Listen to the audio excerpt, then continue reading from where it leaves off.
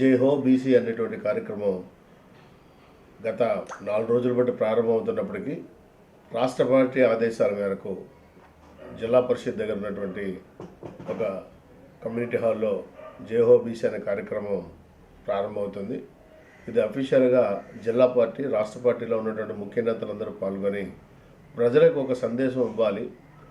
బీసీలు మొదటి నుంచి తెలుగుదేశం పార్టీకి వెన్నెముకగా ఉన్నారు.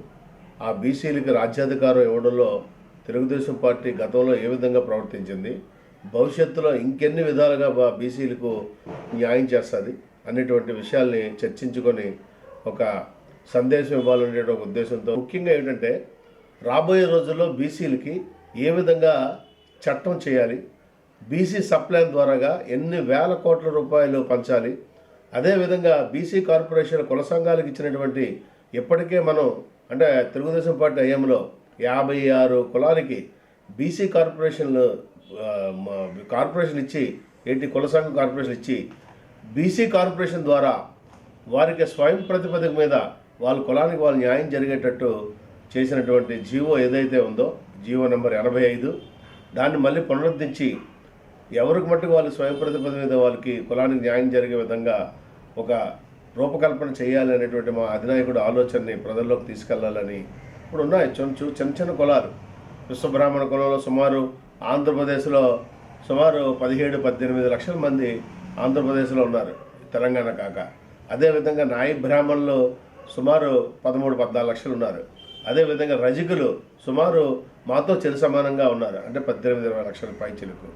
అలాగే మత్స్యకారులు, అదే బీసీలు మ్యాక్సిమం 80% ఆంధ్రప్రదేశ్లో బీసీలు ఉన్నప్పటికీ గ్రామ స్థాయిలో ప్రతి పనిముట్లు చేయాలన్నా బీసీలే, ప్రతి పెళ్లి చేయాలన్నా బీసీలే, ప్రతి పెళ్లి వస్తువులు చేయాలన్నా ఏదైనా సరే బీసీ లేనిదే ఈ భారతదేశంలో మానవుడి యొక్క మనుగడ లేదు.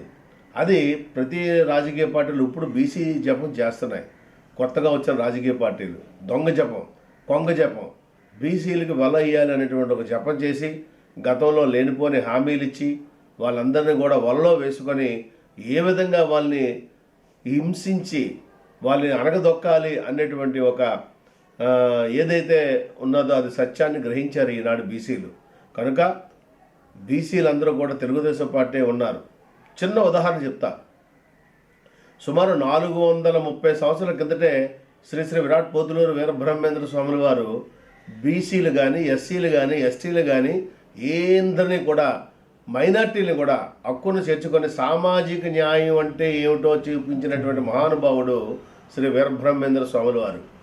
అటువంటి పోతులూరు వీరబ్రహ్మేంద్ర స్వాముల వారి యొక్క సినిమాను తీసి ప్రపంచానికే చూపించి ఈ ప్రపంచంలో వీరబ్రహ్మేంద్ర లాంటి గురువు లేరు, శ్రీ సిద్ధప్ప లాంటి శిష్యుడు లేరు అనేటువంటిది ఏ విధంగా వాళ్ళు సమాజానికి సేవ చేశారు, మానవుల్లో ప్రవర్తన ఏ విధంగా తీసుకొచ్చారు అనేటువంటిది పూర్తిగా చూపించినటువంటి నందమూరి తారక రామారావు గారికి బీసీలందరూ కూడా దాసోహం అయ్యారు.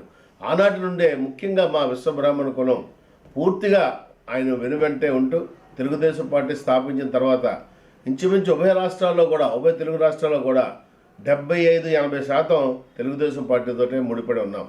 కనుక బీసీలు కూడా ఎప్పుడూ బలహీనులు కాదు, బలవంతులు అని గతంలో నిరూపించాము.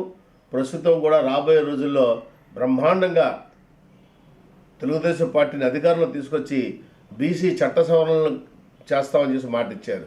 లోకేష్ గారు గౌరవనీయులు ప్రతి గ్రామం తిరిగి ఇంతమంది బీసీలు ఉన్నారా, ఇన్ని చేతివృత్తులు ఉన్నాయా, ఇంతమంది చేతివృత్తులకి మనం బీసీ సప్లాన్ 10,000 కోట్లు ఇస్తే వీళ్ళు దారి మళ్లించి రకరకాలుగా చేశాడు. కార్పొరేషన్లు ఇస్తే అది కూడా దారి మళ్లించాడు.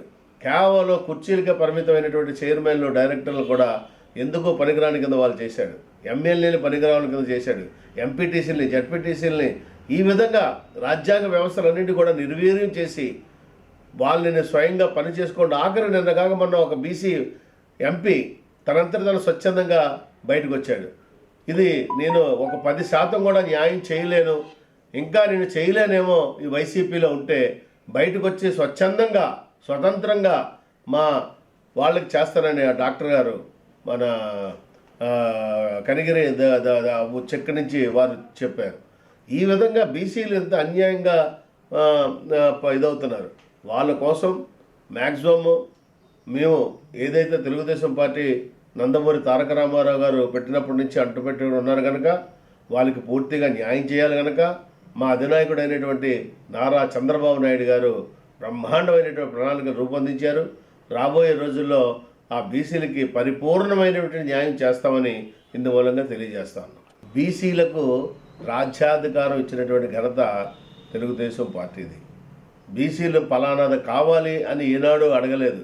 బీసీలకి పలానాది అవసరం అని చెప్పి ఇచ్చినటువంటి ఘనత తెలుగుదేశం పార్టీది, నందమూరి తారక రామారావు గారు. అతి సామాన్యమైన రైతు కుటుంబంలో పుట్టినటువంటి బీసీలని మినిస్టర్లు చేసి, ఫైనాన్షియల్గా చేసి, స్పీకర్లు చేసి అనేక రకమైనటువంటి పైకి తీసుకొచ్చినటువంటి ఘనత తెలుగుదేశం పార్టీది. ఈనాడు రాజ్యాధికారం ఇస్తామని చెప్పేసి నోటి మాటలు అంటున్నారు తప్ప బీసీలని సామాజిక న్యాయం అని చెప్పి ఒక బస్సు యాత్ర పెట్టారు. అది ఏమని చెప్పండి? కనీసం మాకు అధికారం లేదు, మా బీసీలకు మేము న్యాయం చేస్తే న్యాయం చేయాలనుకుంటున్నాం మనస్ఫూర్తిగా.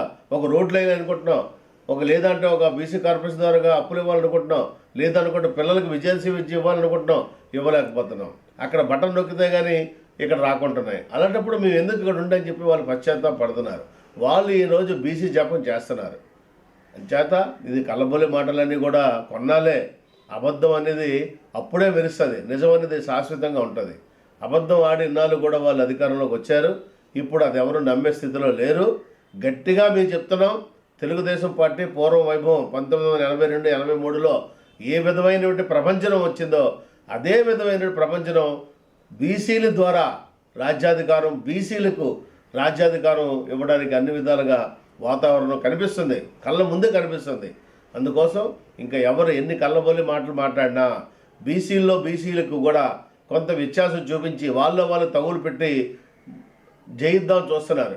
ఆ పప్పులేం కొడకో. ఎందుకంటే బీసీలన్నీ కూడా ఒకే వేదిక మీదకి వచ్చాయి. ఆ వేదికే తెలుగుదేశం పార్టీ. కేశినేని నాని గారు తమ్ముడే స్వయాన అతని గురించి ఈరోజు పూర్తి చిట్టా ఇప్పాడు. ఇది పరిపూర్ణం కాదు, కొంచెమే. ఇదే కేశినేని నాని గారు గతంలో రాజధాని రైతుల్ని మోసం చేశాడు జగను, ఆంధ్రప్రదేశ్ని అడుక్కుతునే విధంగా చేశాడు జగను.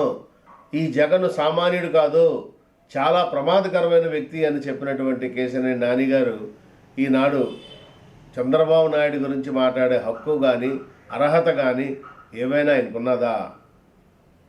అది చాలా తప్పు, దురదృష్టకరం. నిన్న కాకమన్నా మా అధినాయకుడి గురించి నేను మాట్లాడను, మా అధినాయకుడు ఏది చెప్తే అది చేస్తాను అనేటువంటి వ్యక్తి తాడేపల్లి వెళ్ళి కలిసి వచ్చినంత మాత్రాన రివర్స్ మాట్లాడుతున్నాడు.